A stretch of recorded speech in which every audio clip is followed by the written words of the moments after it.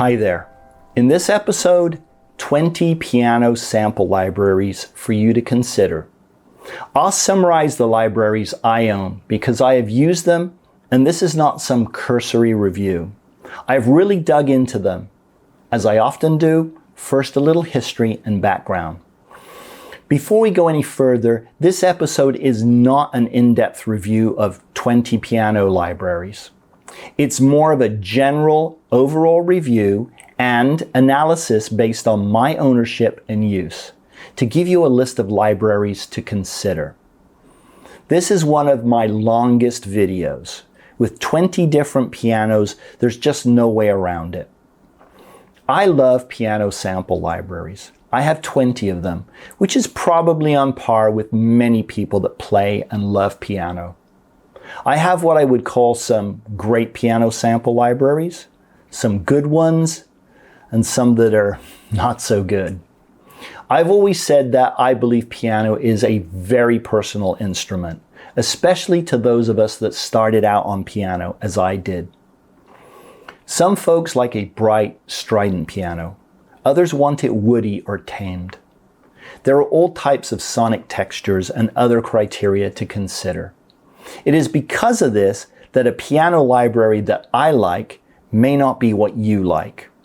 Thus, when I demo a piano and say it's not to my liking, I know others may think it's the best piano ever. That's fine. I'm not trying to sell you any piano libraries. I'm just demoing 20 different pianos and giving you my opinion.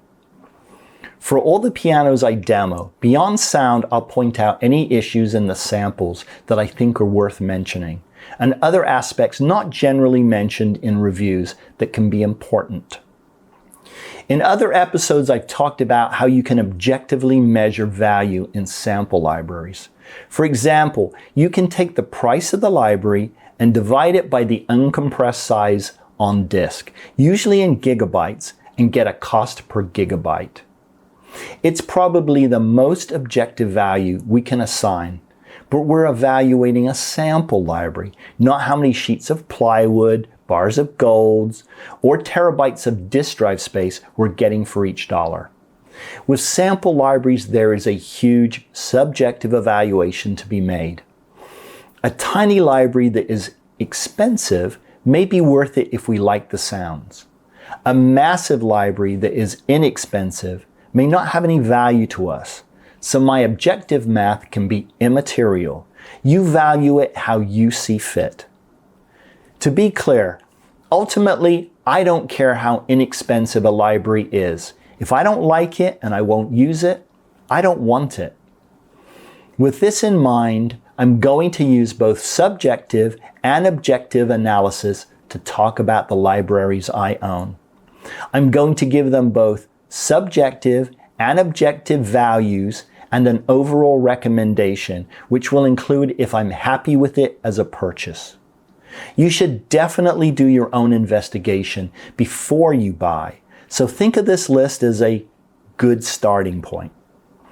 Also note that these libraries go on sale from time to time, but you can't always count on them being on sale when you're ready to buy.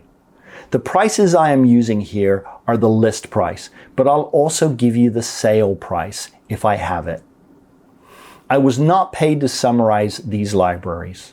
I purchased 18 of them myself with my own money, and the other 2 were given to me by someone other than the manufacturer. In no particular order, other than the order in which I plan to summarize them, is a list of the libraries. Accent Pianos by Cinesamples. Cuba by Native Instruments. Alicia Keys by Native Instruments. The Giant by Native Instruments. The Maverick by Native Instruments. The Noire by Native Instruments. The Grandeur by Native Instruments. The Gentleman by Native Instruments. Una Corda by Native Instruments. Black Grand by VIR. Saloon Piano by VIR. The Big Grand by VIR. Vertikal Jazz by VIR. White Grand by VIR. C7 Cinematic Piano by IBN Samples, Keyscape by Spectrasonics, Bechstein D280 by EASTWEST, Steinway D by EASTWEST, Bosendorfer 290 by EASTWEST, Yamaha C7 by EASTWEST. First up, Accent Pianos by Cinesamples. Cost, free. Size on disc, 509 megabytes. Objective value, 0. Remember, a lower number is better. The number is how much in dollars you will pay per gigabyte of sample data. In this case, $0 per gigabyte because it's free. This is not a full piano library. It does not include samples on all 88 keys. I included it because it could be useful to some people.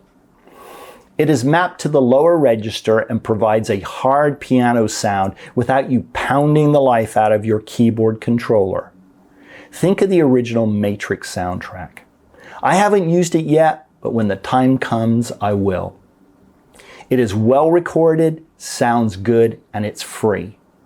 I'm not assigning a dynamic range score to this piano because it's supposed to be loud and in your face. Worth buying? Yes, and it's better than that because it's free.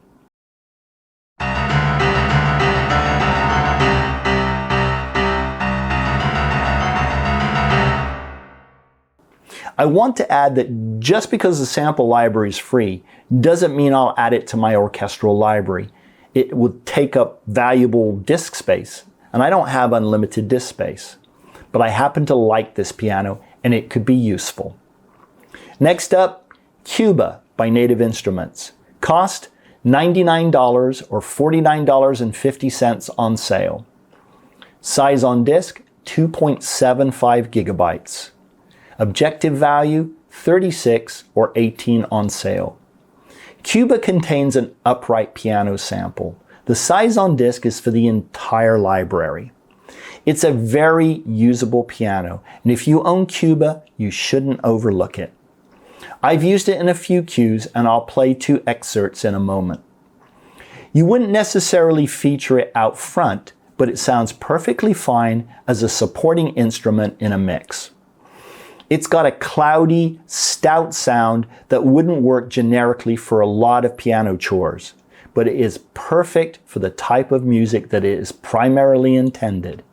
It also works reasonably well for blues and rock and roll.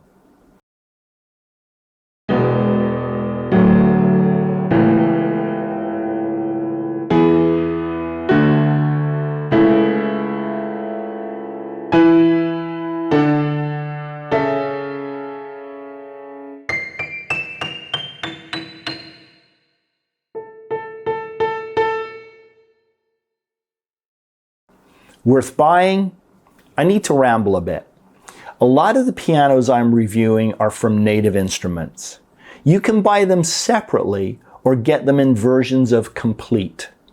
Complete is a better value, but if you're only interested in pianos, then Cuba is not necessarily a good value for you, even when on sale. You'd have to decide if the sound is right for you and if you might use the other sounds it offers.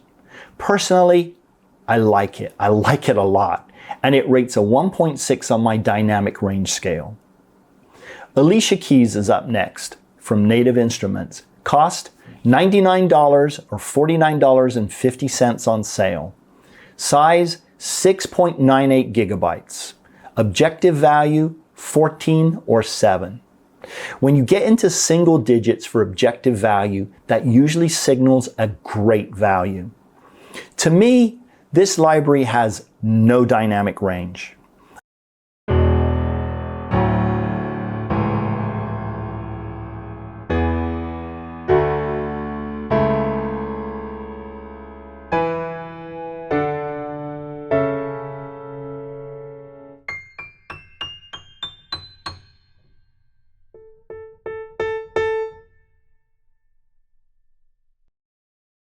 I measure pianos on a scale of 1 to 3 for dynamic range, with 1 being no dynamic range and 3 being perfect. This is one of only a few piano libraries I've played that gets a 1. It has no true dynamic range. Some of the patches are a little brighter, but they don't have any tonal dynamic range beyond that.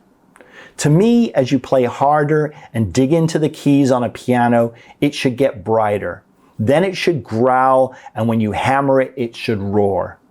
This piano is like some others that I will get into later in this review that only get a little louder and nothing substantial happens to the tone of the instrument.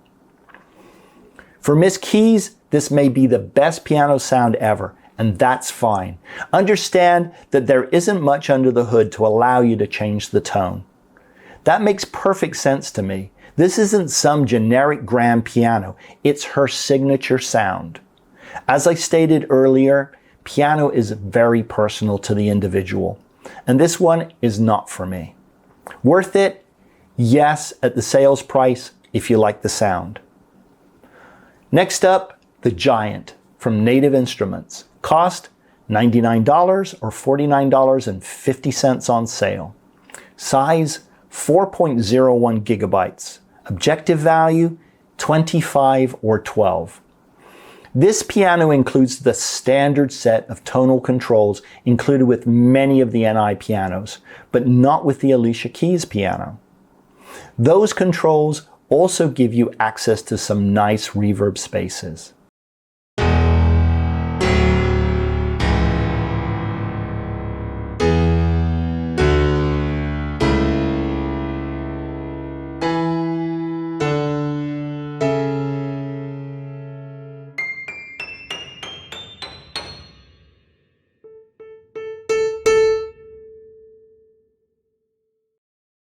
I like it better in the XXL mode, with the tone control turned to at least 2 o'clock. At that tonal value, it starts to come alive for me. You can also crank down the tone control and make it sound very similar to the Alicia Keys piano. On my dynamic range scale, it gets a 2. Worth it? Yes, if you like the sound. Understand that I have all the Native Instruments pianos because I own the complete collector's edition, but I believe it is still a good value on sale and an okay value at full retail. Next up, the Maverick, also by Native Instruments. Cost $99 or $49.50 on sale. Size 4.89 gigabytes. Objective value 20 or 10 on sale.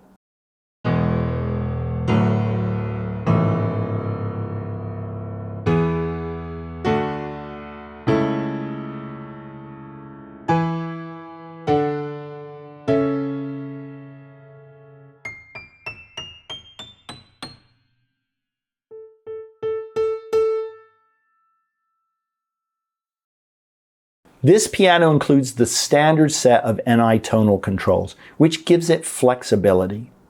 I like it better with the tone turned up a little. The lower register can get a little muddy, but not unreasonably so. On my dynamic range scale, it gets a 2. Worth it? Yes, if you like the sound, and especially if on sale. I like it. Next up, Noire by Native Instruments. Cost $149 or $74.50 on sale. Size 14.6 gigabytes. Objective value 10 or 5 when it's on sale. I'll be blunt, this is not the piano for me, but it has redeeming qualities. To me, it's too choked. You can pound on your controller with a sledgehammer and it barely comes alive. It's mostly a dead fish. It doesn't have the NI tone controls I previously mentioned, but it does have some tone controls.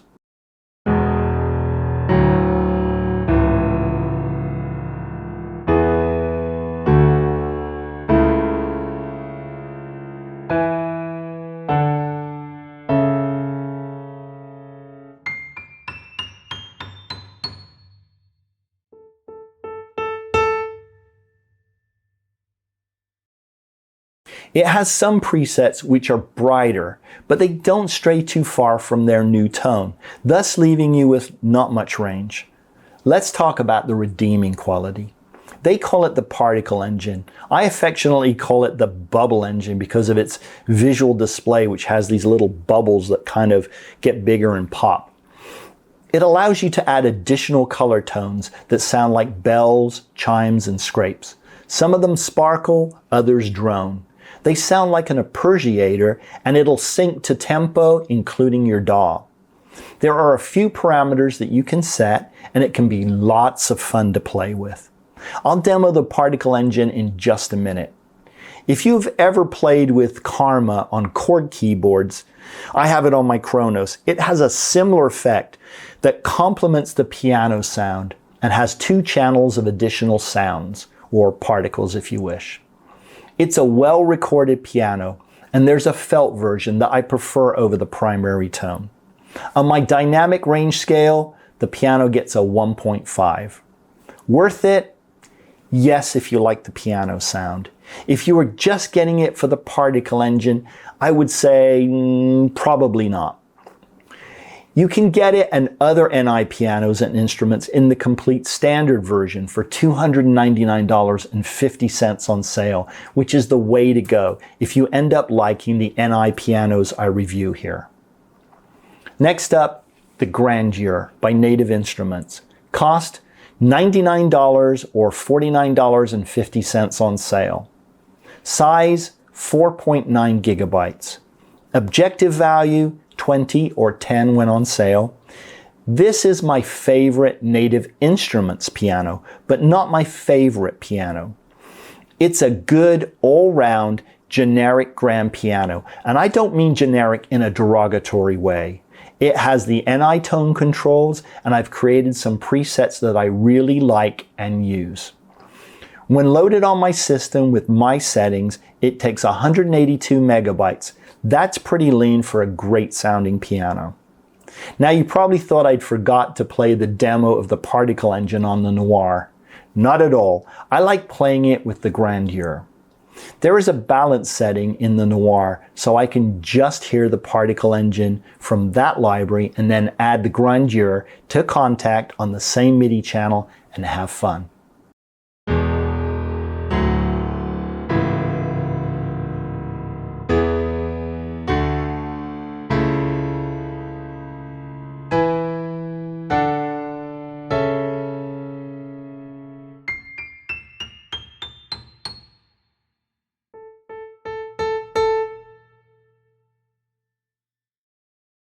The Grandeur is a well-recorded piano, just like all the Native Instruments pianos. On my dynamic range, the piano gets a 2.2. Worth it? Yes, if you like the piano sound, and I'm always going to give pianos that qualification. For me, it's definitely worth it. I like this piano. I like the tone, the playability, and the dynamic range. Next up, the Gentleman by Native Instruments. Cost $99 or $49.50 on sale. Size on disc 3.35 gigabytes. Objective value 30 or 15 when it's on sale. This is a more reserved piano, and it sounds like the upright that it is.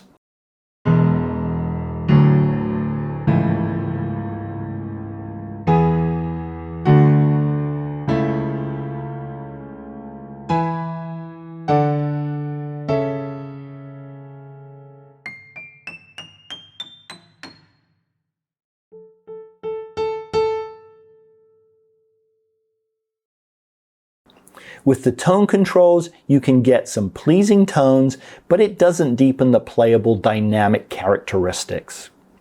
It's well recorded, and I have used it in cues. On my dynamic range, the piano gets a 1.5. Worth it? Yes, if you like the tone and the narrow dynamic characteristics.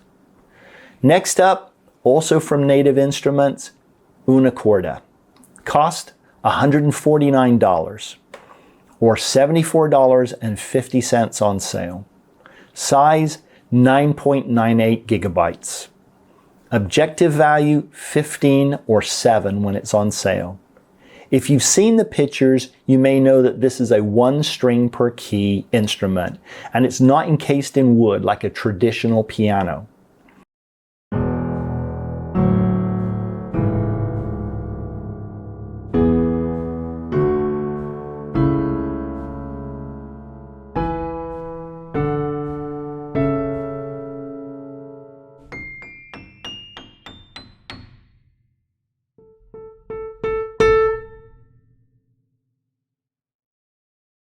It has a chimey sound that I always think of being halfway between an acoustic piano and an EP. It includes a felt and a cotton articulation, neither of which change the tone very much to my ears, but they are variations. On my dynamic range, the piano gets a 2.15. Worth it? Yes, if you like the tone. You're paying a premium just like you are for the Noire. There's almost 3 times the sample content compared to some of the other native instruments pianos. I like it and I've used it on cues. Next up, Black Grand from VIONE. This is by the company VIR. The cost is $99.95. Size, 21 megabytes. Objective value, I don't know, it's through the roof because it's only megabytes, not gigabytes. You get a diverse library of sounds for $99.95, not just pianos. So it's impossible to put a price on the pianos alone. I found the receipt for mine. It was on sale for $99.95 when I purchased it in March of 2009. And that's the everyday price now. But it has strong overtones in the lower register, which I really like. It has almost no tonal dynamic range, earning it a 1.3 on my scale, but I do like the tone.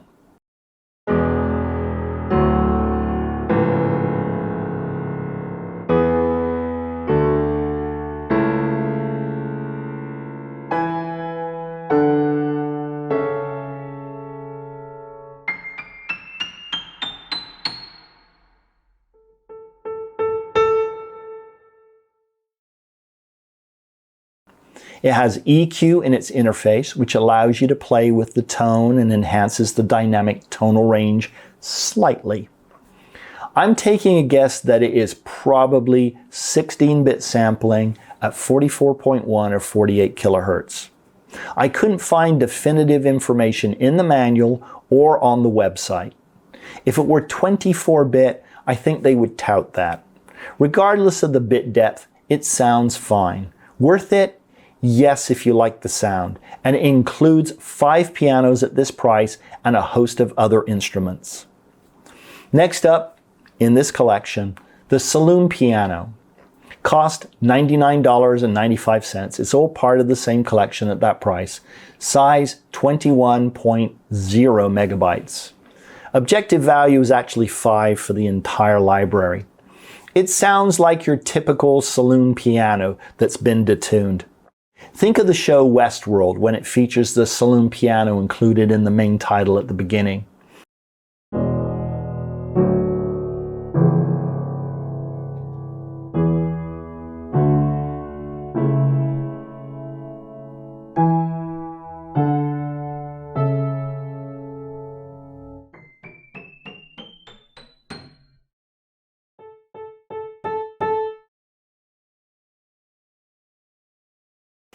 If you have a need for a piano with this type of character, this one is passable.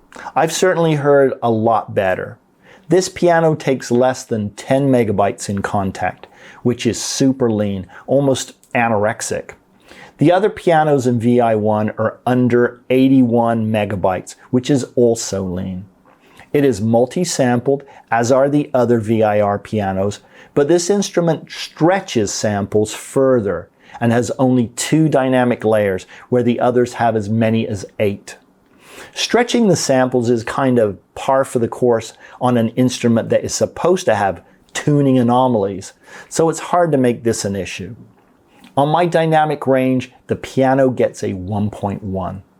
Worth it? Yes, if you like the sound. Obviously, it's all part of the package of VI1, and you have to value it as such. I will add, if it were a standalone instrument priced at $1, I wouldn't buy it. The quality of the sound is not there, but if it's all you've got, it'll work in a pinch. The Big Grand from VI1 is next up. Size on the disc is 80.51 megabytes. I'll make this quick. Strong overtones, but too muddy in the lower register for me. It gets a 1.3 on my dynamic tone scale.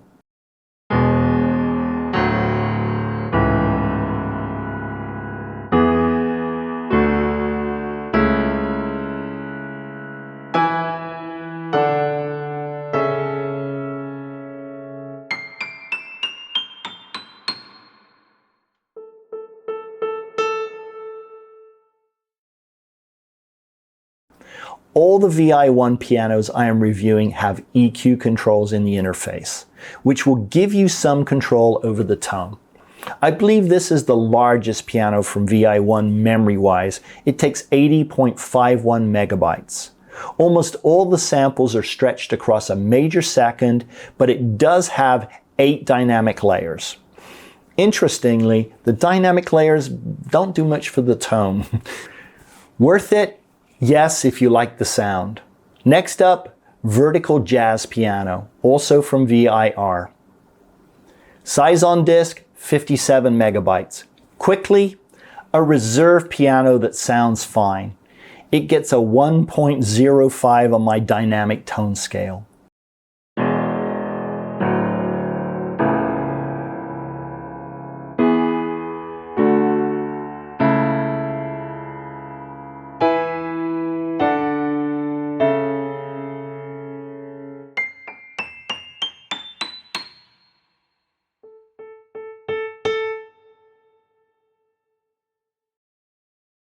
It takes just under 57 megabytes of RAM, like I just said. That makes it very lean. The samples are stretched across a major second and a minor second, and in a few cases, not stretched at all.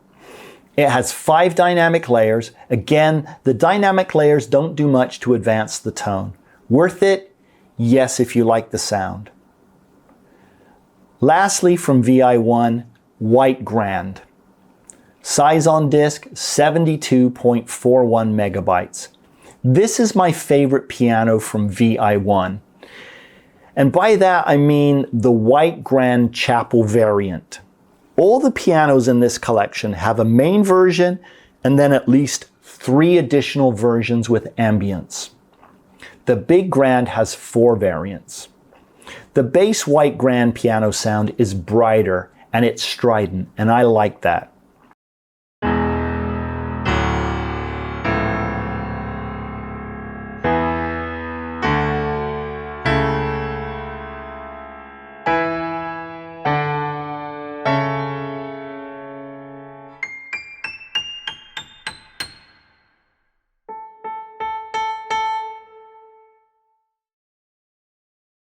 It's a little boxy, but you can pull down the mid-range EQ and take that out, without affecting the overall sound too much.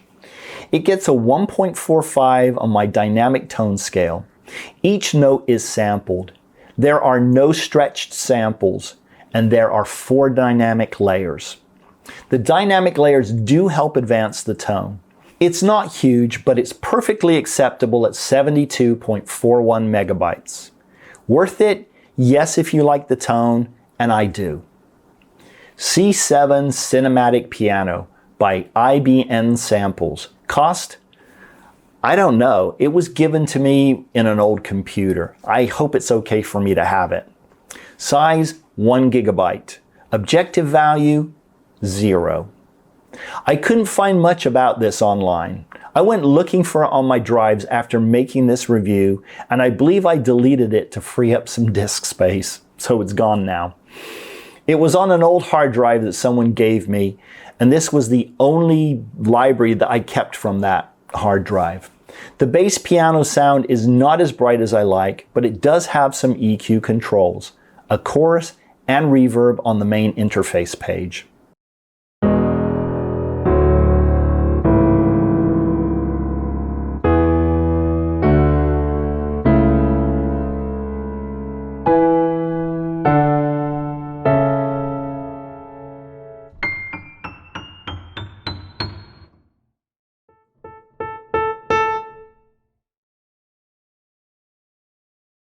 Each key is multi-sampled with 6 dynamic layers.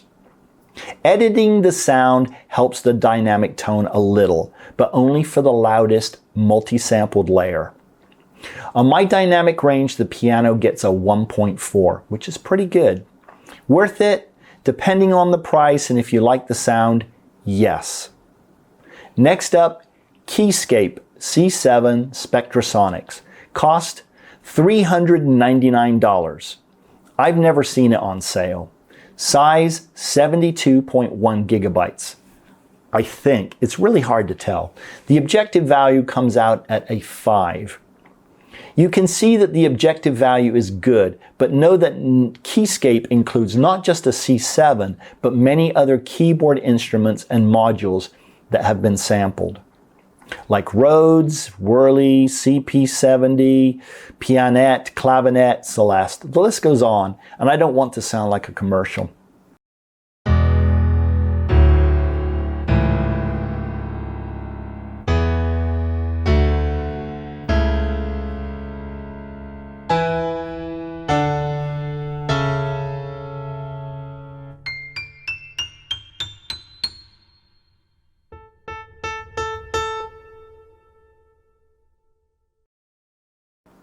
Let's talk about the C7. There are over 20 variants in the patch list, and of course you can make your own. The first is your basic instrument called C7 Grand Piano, and it sounds great. The second is the C7 Rock Piano, and this is my absolute favorite sample piano at this time. It's my go-to piano for noodling, for composing, and is often the piano I use in the final mix. I can't see under the hood, so I don't know how multi-sampled it is or how many dynamic layers it has, but I don't care. It has an array of tweakable parameters. If you like a bright, strident piano, look no further. The low end is solid, and the overall tone has even change across the keyboard.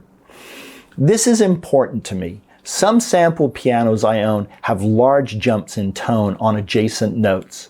I'm not talking where on a real piano it would change from 3 to 2 to 1 string.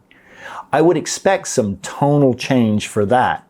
I'm talking about several changes all within an octave, and in many of the octaves in the sampled instrument.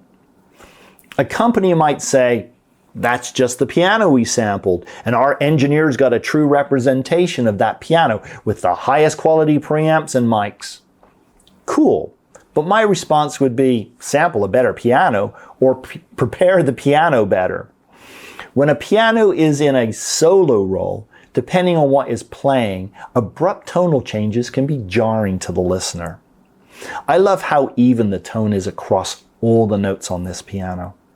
Okay, I'll stop being a fanboy.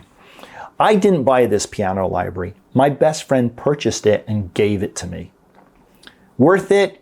Yes, for me it is. And if you like the sound and need access to all the other keyboard sounds, which are beyond this review, but I'll just say they are excellent, it would be a great value for you. If you were just buying it for the C7, you would really have to like it as deeply as I do. On my tonal dynamic scale, it gets the highest score I've ever given to a piano, 2.75. The true value is that it is a rich collection of keyboards, and I rarely get beyond the C7 Rock when I'm playing just for fun. I'll just add that I love the JD800, Dream Phase, and a bunch of other instruments in the collection. Next up, some EASTWEST pianos. Bechstein D280. Cost $399. or $159.60 on sale for all 4 of their pianos as a bundle. Size, 212 gigabytes. Objective value, 2 or 1. As you heard, the objective value is a 2 at retail or a 1 when on sale, making them a great value if you like the tone. EASTWEST libraries seem to be on sale all the time, or perhaps they're just synced with my browsing history. Who knows? On sale, it's about $40 a piano for the bundle, which is half price from buying them one at a time. So if you do like them, you should consider getting the bundle.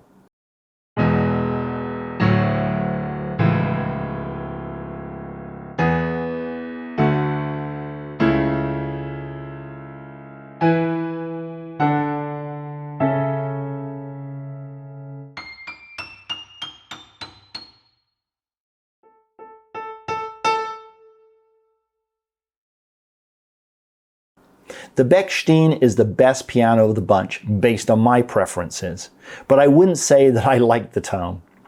On my dynamic tone scale, it gets a 1.2. Worth it if you like the tone. I've never used it in a cue, and I doubt I ever will, but it's in my arsenal. Next up, Steinway D, East-West. Cost the same, size the same, objective value the same. I'll be quick. I don't like it. It rates a 1.1 on my scale. Worth it if you like the tone.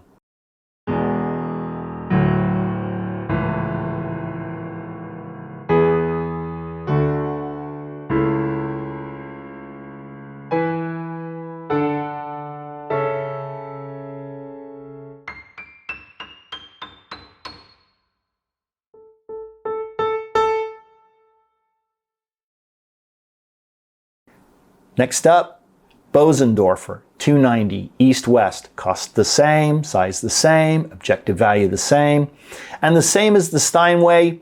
Worth it if you like the tone.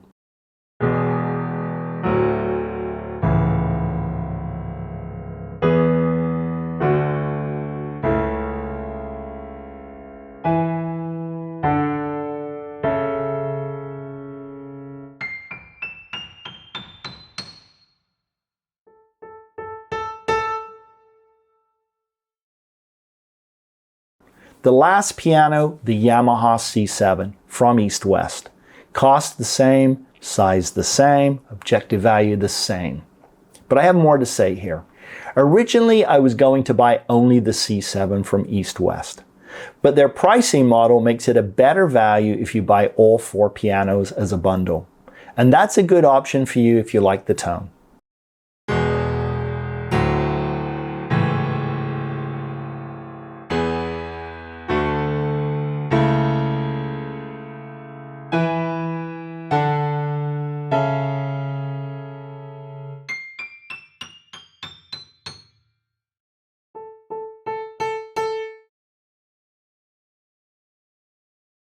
By now you probably know how I feel about the first 3 pianos. There's an old joke that goes, what do you get when you drop a piano down a mine shaft? A flat minor. This piano has some sample anomalies in it. Maybe it was dropped down a mine shaft. There are a cluster of about 5 notes where you can hear something ringing sympathetically in the piano. It bugs the heck out of me. I don't doubt that the issues were part of the piano they sampled, so it's a true representation of that piano. On my dynamic tonal scale, it rates a 1.2. It's not a piano I like, and I'm a fan of the C7. Worth it? Yes, if you like the tone. And the bad samples don't bother you. If you're a person that owns this collection and you say, I've never heard any bad samples, obviously it's fine for you. It's not worth it for me. To summarize the summaries, if you will, sound is very subjective. And when it comes to piano, we all have our preferences. For this reason and others, I purposely didn't compare one piano to another. I did tell you my favorite piano overall, and if you like, you can tell me yours in the comments. If it's a piano I don't own and haven't played, I'll probably check it out. There is no best piano here. It's all about your preference. And it's also about the type of music or the cue you're writing or the song you're writing. There are lots of pianos I don't own. I will tell you that I have played many of them at other people's studios or as downloadable demos. And you know what I own and which ones I truly love. I used to own 2 real pianos, including a baby grand. I wish I had been able to bring one or both of them with me when I moved about a decade ago. If you have a real piano, lucky you. I keep thinking about buying another piano. Go hug yours today and tell it you love it. I regret not bringing mine with me. Hopefully I haven't wasted your time. Take care, and I'll be back in a shorter episode soon.